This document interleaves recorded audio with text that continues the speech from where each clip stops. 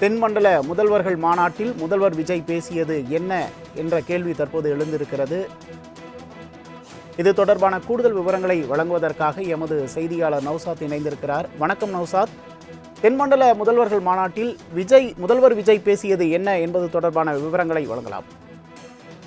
வணக்கம் உமேஷ். குறிப்பாக தென்மண்டல மாநில முதல்வருடைய கூட்டத்தில் மிக முக்கியமாக தமிழக முதல்வர் ஜோசப் விஜய் பல்வேறு கோரிக்கைகளை முன்வைத்து உரையாற்றுகிறார். மிக முக்கியமாக காவிரி மற்றும் முல்லை பெரியார் போன்ற பகிரப்பட்ட ஆற்றுப்படுகை தொடர்பான ஒத்துழைப்பு சட்டத்தின் ஆட்சி மற்றும் நீதித்துறை தீர்ப்பாயங்களின் முடிவுகளை செயல்படுத்துதல் ஆகியவற்றை வலியுறுத்தி மாநிலங்களுக்கு இடையேயான நீர் வளங்களின் நிர்வாகம் குறித்து விவாதிக்கிறது எனவும், மாநிலங்களுக்கு இடையேயான நதி கோட்பாடுகள், குறிப்பாக ஆற்று பகுதிகளில் மக்களின் உரிமைகளை பாதுகாத்தல், நதி நீரோட்டத்தை உறுதி செய்தல் மற்றும் உச்சநீதிமன்ற தீர்ப்புகள் மற்றும் தீர்ப்பாய விதிகளுக்கு இணங்குதல் ஆகியவற்றை வலியுறுத்துகிறது எனவும், காவிரி உச்சநீதிமன்ற தீர்ப்பு மற்றும் முடிவுகளை காவிரி மேலாண்மை ஆணையம் செயல்படுத்துவதை வலியுறுத்துகிறது.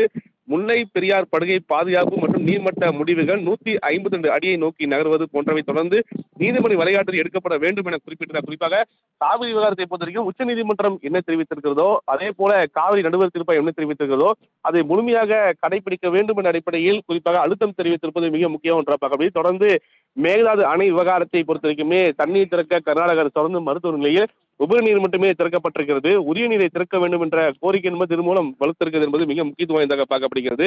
தொடர்ந்து மிக முக்கியமாக சொல்ல வேண்டும் என்றால், அதாவது மாநில சட்டப்பூர்வ தீர்ப்பங்கை பாதிக்கும் வாய்ப்புள்ள எந்த ஒரு மேல்நிலை நீர்நிலை தலையீடு ஏற்கனவே உள்ள மற்றும் நிறுவன நடைமுறை உட்பட்டே மேற்கொள்ளப்பட வேண்டும் என தெரிவித்திருப்பது மிக முக்கிய ஒன்றாக பார்க்க. மேலும் நீட் தொடர்பாக சில கருத்துக்களையும் முதல்வர் தெரிவித்திருக்கிறார்.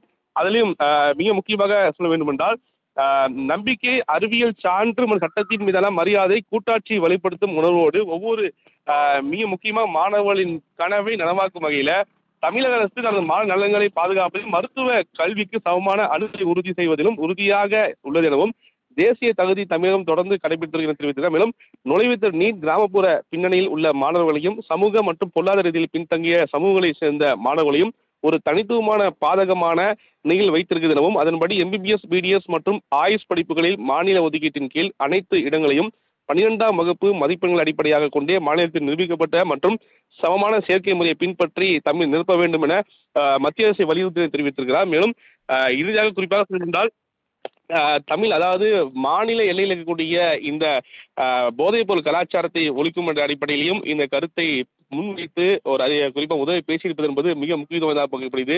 முதல்வர் உரையாற்றுவதில் மிக முக்கியமாக 2 விடயம் சொல்ல வேண்டும் என்றால், அதாவது காவிரி மேகதாது காவிரி விவகாரம் தொடர்பாகவும் நீட் விவகாரம் தொடர்பாகவும் அழுத்தம் திட்டமாக தெரிவித்திருப்பது என்பது மிக முக்கியத்துவம் பார்க்கப்படுகிறது. கமேஷ், விவரங்களுக்கு நன்றி நௌசாத்.